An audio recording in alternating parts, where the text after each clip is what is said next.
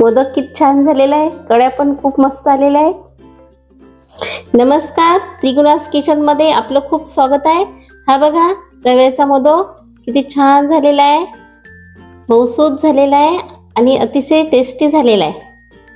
असे हे रव्याचे मोदक अतिशय कमी साहित्यात होतात आणि झटपट होतात आणि फ्रीज मध्ये 15 दिवस टिकू शकतात। असे हे मोदक बनवण्यासाठी हा व्हिडिओ संपूर्ण बघा आणि चॅनलवर नवीन असाल तर सबस्क्राइब करा। कढईमध्ये 2 चमचे तूप टाकते, 1 छोटा चमचा खसखस टाकते। खसखस थोडीशी होऊ द्यायची। 2 चमचे बेसन टाकते, बेसन छान होऊ द्यायचं। 1 वाटी बारीक रवा टाकते आणि मंद आचेवर रवा छान होऊ देते। रव्याचा कलर बदलला नाही पाहिजे, परंतु रवा कच्चाही नाही राहिला पाहिजे। हे रव्याचे मोदक अतिशय छान लागतात, चविष्ट लागतात। विशेष म्हणजे 8 ते 10 दिवस टिकून राहतात। आता याच्यामध्ये या स्टेजला हे काजू आणि बदाम याचे काप केलेले छोटे ते टाकते। त्यामुळे काय होईल की रवा जसा भाजत येईल तसं यातले काजू आणि बदाम सुद्धा भाजल्या जाईल। असेच मी उकडीचे मोदक, तळणीचे मोदक चॅनलवर अपलोड केलेले आहे, ते सुद्धा तुम्ही बघू शकता। आता हे डेसिनेट कोकोनट घेतलं ते टाकते। याच्यामध्ये 2 चमचे बेसन टाकलं, 1 वाटी रवा टाकला आणि अर्धी वाटी डेसिनेट कोकोनट टाकलं।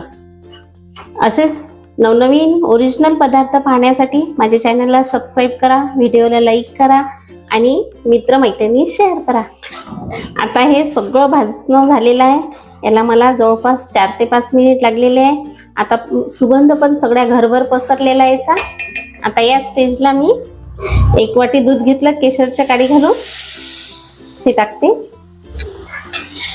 आणि सगळं मंद आचेवर मिक्स करून घेते। आता 1 वाटी पिठी साखर घेतली, याच्यात 2 इलायच्या टाकून घेतल्या मी। आता हे मिक्स करून घ्यायचं, सगळं मिक्स करून घेते। ही जे पिठी साखर आहे याला ओलावा सुटेल साखरेचा आणि हे थोडंसं मऊसूत होईल। आता हे पूर्णपणे व्यवस्थित सगळं झालेलं आहे आणि या स्टेजला मी गॅस बंद करते। आता हे थोडंसं कोमट होऊ देऊ। हे सारण बघा थंड झालेलं आहे, असं थोडंसं कोमट आहे म्हणजे हाताला चटका लागत नाही याचा। आता मोदक जोडून घेऊ, त्यासाठी मी साचा घेतला। आता पिस्त्याचा काप ठेवते आणि याच्यामध्ये सारण भरते। तूप लावायची गरज नाही या साच्याला, कारण की याच्यामध्ये ऑलरेडी तूप आहेच टाकलेलं, त्याच्यामध्ये चिपकणार नाही।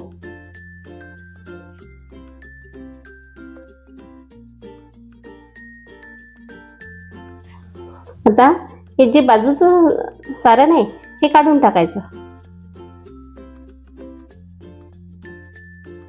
आता साचा उघडून पाहू आपण।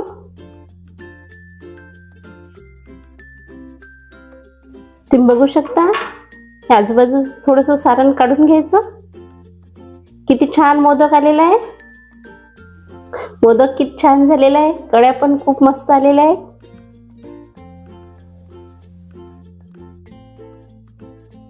असे हे मी सगळे मोदक जोडून घेते।